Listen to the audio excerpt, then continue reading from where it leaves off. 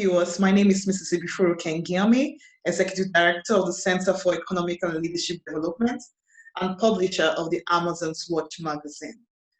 As world leaders across the globe fight to tackle the ongoing coronavirus pandemic, there has been this subtle debate on whether women leaders are more successful at managing the coronavirus crisis.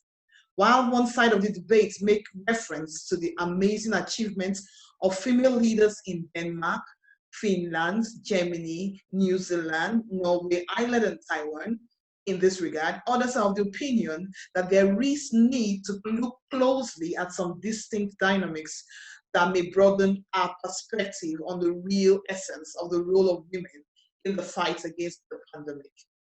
Suggestions were made to rather focus on the fact that nations with a female head of government may be a reflection of societies with greater presence of women leaders in different sectors. Hence, validating the theory that the challenges of the 21st century will require a greater involvement of both genders, which means more women to be able to generate a broader perspective and participation in handling the ever-emerging global problems. The achievements of women in the fight against the COVID-19 and all other forms of challenges that exist in the world today are not attributable to female heads of government alone. Women across all levels, in all sectors, down to women at the grassroots, are all heroines in their rights. Therefore, the Amazon's Watch magazine has dedicated this brand new series to highlight and explore the diverse achievements of women in these unprecedented times. And on this edition, I am excited to have Mrs. Francisca Karikari, the founder and chief executive officer of Glorygate Capital, and currently the partner and MD of Liberty Insurance Brokers in Ghana, West Africa. Mrs. Karikari was the immediate past MD of Donwell Insurance Company Limited and a part-time lecturer at the Ghana Insurance College. And the list goes on and on. I must say your achievements, Mrs. Karikari, are very impressive. Welcome to this exclusive interview with the Amazon's Watch magazine. So we're going to go straight into the interview, as I know our audience are eager to learn about more about you, your achievements, the challenges you face, and your contributions to the economic development of your country, Ghana. Thank you. First of all, I want to thank you for this interview. I am delighted to be here today. My name is Mrs. Francisca Karikari, the co-founder and managing director of Liberty Insurance Brokers, and the founder of and CEO of Glorygate Capital. I'm a chartered insurer, associate of the CRI UK. I am a fellow of the Ghana Institute, Chartered Insurance Institute, a risk manager, and a fund manager as well. I hold a BA honors degree in social sciences, majoring in economics and law. I hold a double Master of Science degrees, one from the Cass University in the UK, where I came out with the MSc Insurance and Risk Management. Secondly, from the London Metropolitan University, also in the UK, where I pursued an MSc in Financial Services Management. The decision to set up a fund management firm and also a brokerage started way back when I went to pursue my postgraduate degrees. Our insurance broking business helps businesses and individuals to protect their lives and assets, whilst the fund management business helps individuals to put aside some funds for a rainy day and also to alleviate poverty, especially old age poverty. Thank you. Very impressive profile you have there, Mrs. Karikari. The Global Women Inventors and Innovators Network, in collaboration with the Ministry of Women Affairs and Women and Children Affairs Ghana, honored you with the Innovative Woman in Business and the Workplace with Leadership Qualities Award. This prestigious award was given in recognition of your extremely inspirational leadership qualities. And I must add, your renowned passion for motivating other women to be high achievers and successful in the workplace and business environment. And interestingly, one of your staff members nominated you for this award. In her words, among other things, she said, Mrs. Karikari is a motivator and always seeks to bring out the best in people. She believes women can reach greater heights with education and a determination to succeed. And she is always inspiring us to reach for our dreams by acquiring more knowledge. End of quote. This therefore goes to validate the fact that you are one female CEO with a passion for women development, which necessitated the design of an investment product called Glory Women Investment Club. Now, it is well known that there is a gender gap when it comes to investing. And a Wealth Simple survey found that women of all generations record a lower attitude towards investing compared to men. The study revealed that less than half of young women are investing in relation to other counterparts of the same age. With this existing gender gap in investing, I'm sure our viewers are eager to know what is it about the Glory Women Investment Club that can change more women's attitude towards investment? Thank you very much. Generally, women have been told to marry and give birth and manage the home. As they put it, the woman's office is in the kitchen. Also, the man's job to provide for the home and the family. And that women are to support the men. In my country, there is an adage that goes, Oba totua etri, obema ede. It simply means that when a woman purchases a gun, she has to put it or keep it in a man's room. What this means is that a woman is not even expected to buy a gun in the first place, let alone hiring a room or building a house to keep it. So that has been the culture. This supportive role has really made women vulnerable financially. Many women receive low incomes as a result of not taking risk at all. I'm talking about calculated risk, or not investing at all. Hence, the death of their breadwinner results in hardship, financial difficulties.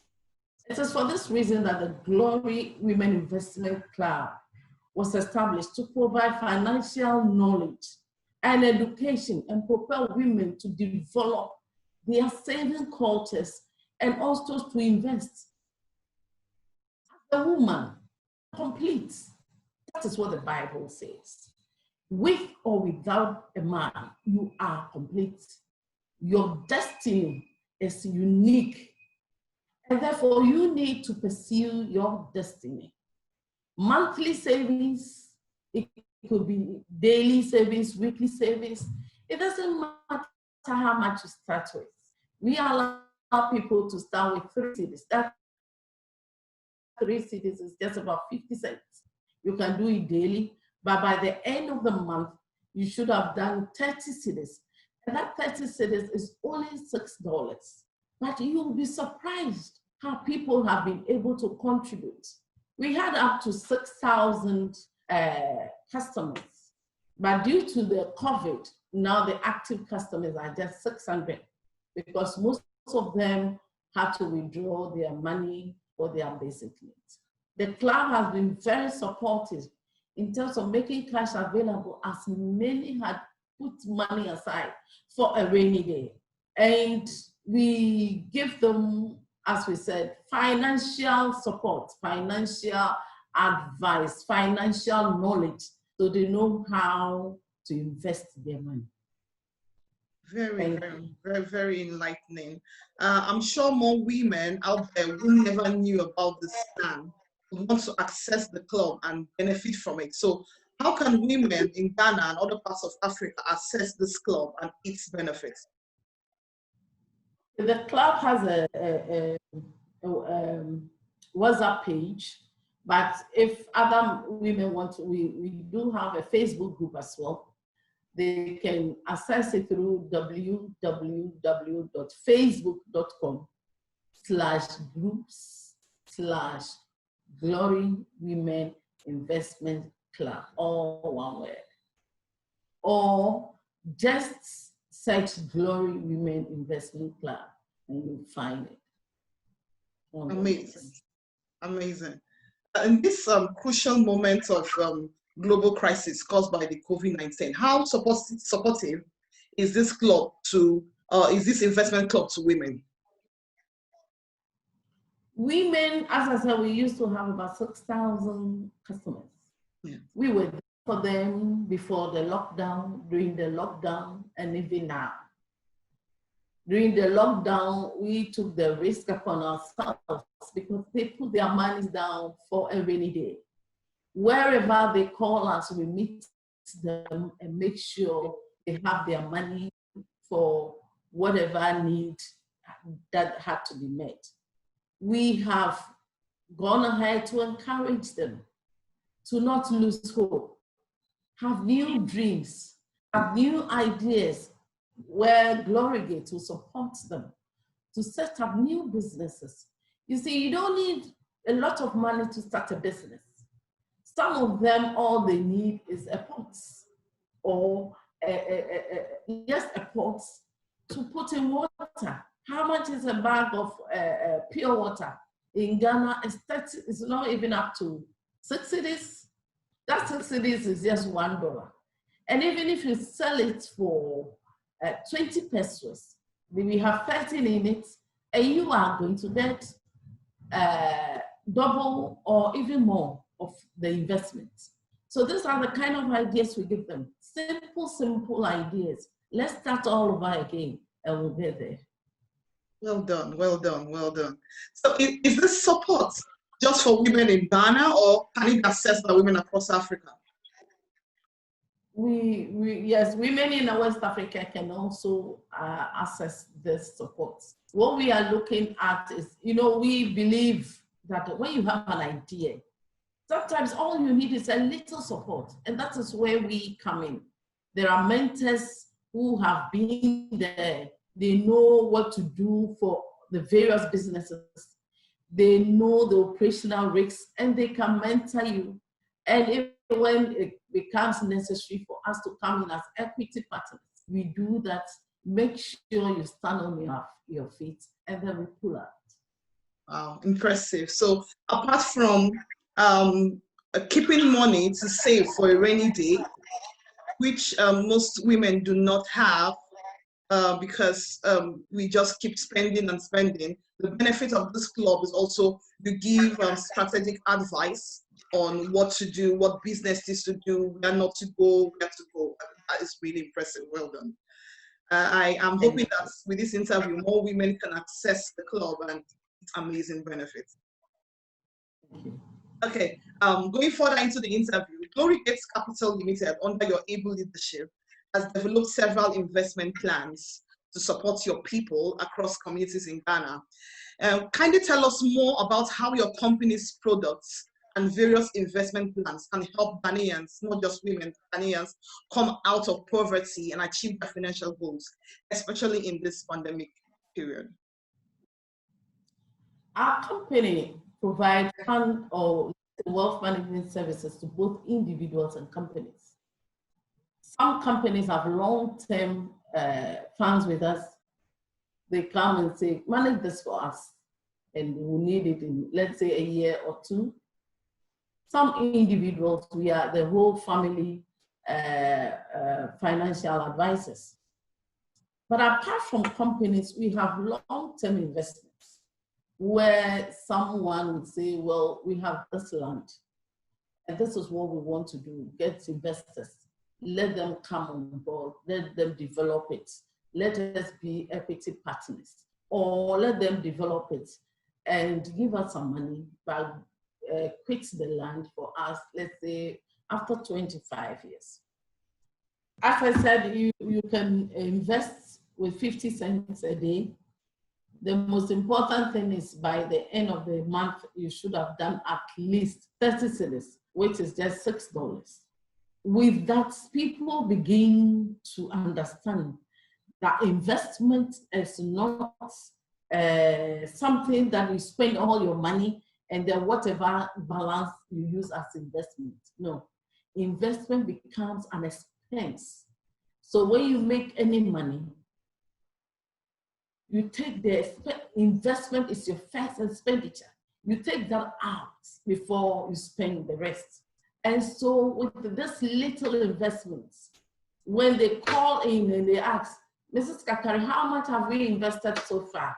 Even now, they don't have to call in because we have add technology to our operations, so they are able to find out. And they see how their investment is growing, and it helps them to do more, changing the culture and bringing in the I can do spirit. That is how it's able to help poverty. Amazing. Amazing. As it is across the world, this coronavirus pandemic is having a negative impact on all economics, including Ghana, eroding some gains with adverse effects on your country's international trade and reserves. Ken Ofori-Atta, Ghana's finance minister, announced in March that the country's economic growth could slow to 1.5% or even worse, bringing to an abrupt end your country's 3 years of GDP expansion of 6% and more. You majorly operate in the financial services industry of the country. How has this pandemic affected your businesses? Indeed, COVID-19 pandemic has slowed down all economies, and Ghana is not exempted. Ghana's growth rate has been revised, just as you said, from 6% to 1.5%. This is a clear manifestation of the impact of the COVID. Business, we have put in place business restructuring and recovery plans to change the way we do businesses. And as I said, we have introduced technology to drive business growth. Job losses and pay cuts has affected savings levels. But we believe with the right financial education, most people will have alternative businesses, startup ideas, and get back to face their finances. Yes, thank you. I'm sure many executives listening to you can relate to these challenges and would like to get your perspective on how to navigate these challenges. The Central Bank of Ghana has taken measures to mitigate the negative impact of the outbreak, including cutting key interest rates 16% to 14.5%, and reserve requirements for lenders from 10% to 8%, decreasing banks' conservation buffers from 3% to 1.5%, which cuts the capital adequacy ratio from 13% to 11.5%. As a top financial player who offers corporate finance advisory services, what will be the impact of these measures in terms of stimulating business operations and protecting jobs in Ghana? Reduction in the policy rate from 16% to 14.5% is an attempt by Bank of Ghana to lower interest rates, which before the pandemic ranges over between 25 to 36%. Now that has helped the interest rate to drop to between 18 to 20, which is a good thing for business. The purpose is to help businesses actually to obtain cheaper funds. Reduction in reserve requirement from 10 to 8% is to help the banks to keep more cash to support their business partners. As a top player in financial sector, especially supporting businesses to raise funding from their businesses is a welcoming idea. It has given us the opportunity to serve our clients well as lead transaction advisors whenever they need us. Thank you. Thank you for sharing your insights on that. Insurance is a century-old business, which has witnessed many global pandemics, such as the Spanish flu of 1918 and the most recent Ebola outbreak. However, insurers are confronting a new environment today, in which the COVID-19 pandemic creates short and long-term disruption. As an insurer, how are you managing to meet the unique demands of the current circumstances and support businesses to mitigate the impact of the COVID-19? Insurance is a simple risk management tool for business. Life and health insurance packages are critical for employees of corporate institutions and workmen compensation as well for the safety and protection of your staff. You need liability insurances for the long-term or the long-term risks of business operations. But insurers have to come up with new products that would specifically deal with pandemics, products that can be accessed electronically by businesses and then individuals. And they also have to come up with payment systems that would improve on prompt claims payments and to support the growth of the business sector. The insurers have to do a lot of work. In Ghana, one of them has come up with the idea that when you have motor insurance with them, you automatically have COVID cover for your staff. And I thought it was a very smart move, and we want to see more of this. It's really enlightening. I'm sure with this information, many businesses out there that can benefit from these measures, maybe knocking on your doors pretty soon. Many Ghanaians have either lost their jobs or sent on unpaid leave, with severe hardships on vulnerable people, households across the country. Whole recent data show that women are even more affected as they bear the brunt of this disproportionate care burdens. There are also concerns that the widespread job and income loss and economic insecurity among families are likely to increase rates of child labor, sexual exploitation, teenage pregnancy, and child marriage. As a woman and as a mother, how concerned are you about the impact of this pandemic on the lives of women and children? This subject sometimes gets me emotional. It is true that COVID has affected all spheres of life, with the likely increase in child labor, sexual exploitation, teenage pregnancy, and child marriage. Majority of women are low-income earners in Ghana and Africa, and the pandemic has worsened the situation.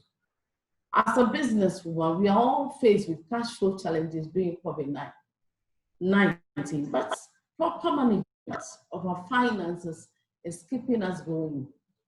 COVID-19 has impacted on revenue generation, and we are all managing it. I wish to grab an opportunity to counsel women, the youth, and children on planning their finances, their right education, choosing their career, and even how to choose a life partner. I believe young people should choose partners or husbands who believe in their dreams, who will support them achieve their dreams, and not treat them as if they were a liability, but will see them as assets. Additionally, I'll be talking to women groups to look for multiple sources of income, to be able to save and invest, and also protect their investments. If you have an investment, if you have a house, for instance, it might be your lifetime investment. It doesn't take more than 0.3% of the value of the house to protect it. So why would you leave it just for fire to consume it?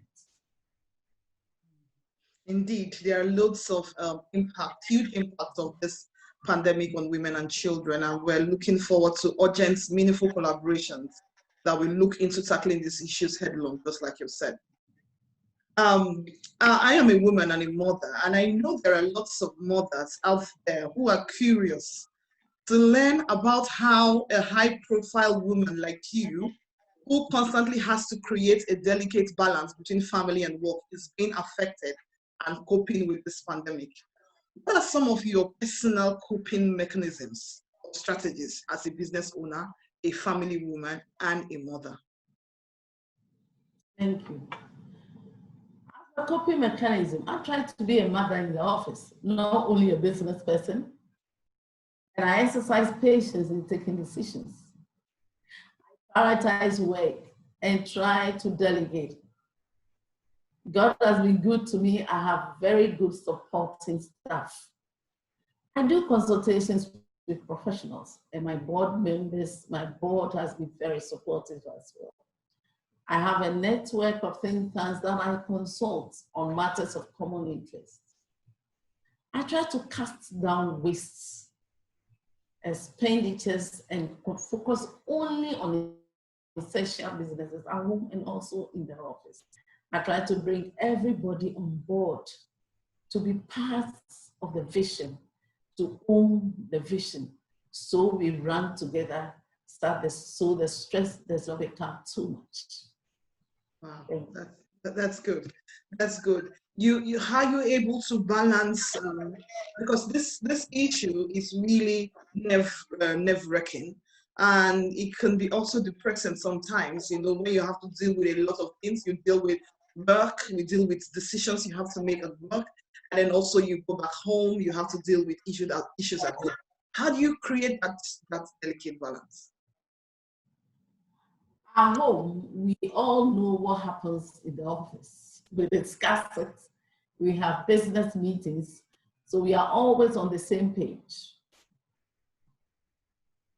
Apart from that, I have a clear hobby. My hobby is construction. I do a lot of meditation in the morning, at dawn especially.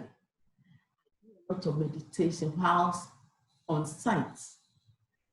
When I see blocks coming up, blocks being laid, it gives me some special joy I'm not able to explain. And that is when I can meditate and get over all stresses. Apart from that, I keep what is for the office in the office. I don't normally take work home. I'll rather finish what I need to do in the office and go home and be with the family.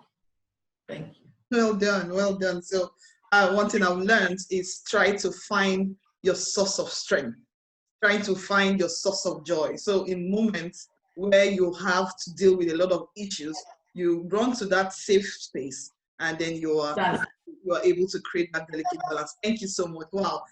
This interview has been very interesting and enlightening, to say the least. I have learned a lot from you and have personally related with most of all you have said on so many levels. But we have to end it at some point. And so on a final note, you are a role model to many and known for encouraging young people to live their dreams. What is your advice to women, including young girls out there who may be facing one challenge or the other arising from this pandemic? Thank you. Every challenge presents an opportunity, and you should come out of that challenge a stronger and a better person. Keep things simple, develop simple ideas that will make them productive and create wealth to reduce their financial vulnerability. Ladies should have skills and career before getting into marriage. They should be slow on expenditure and treat savings, as I said earlier, as an expense instead of spending on unnecessary things and leaving the balance for savings. Let's say if you are a Christian, you earn 100 cedis, you take out your tithe 10%. Let's say you take out your offering 5%, you are left with 85. Depending on how much you earn, you can still do 40% as investment, and then the difference is what you spend. Please, let's treat savings as an expenditure, not the balance of expenditure. Then we could develop multiple income streams. Nobody can pay you enough. Nobody, no matter your salary. The secured salary is what you have been able to make.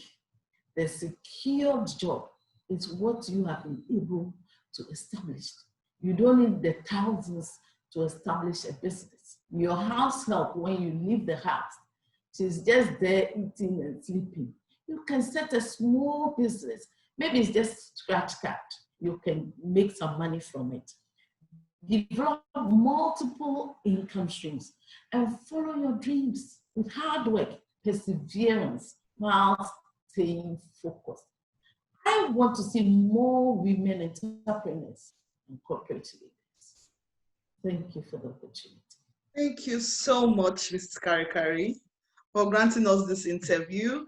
From all of us at the Amazon's Watch magazine, we wish you the very best in future and also look forward to many more impactful achievements in the nearest future. Thank you. Thank you for the insights and the enlightening interview. Thank you very much. Thank you. Thank you, viewers, for watching. Until the next edition, when we'll bring you up close and personal with another amazing female leader. Bye for now.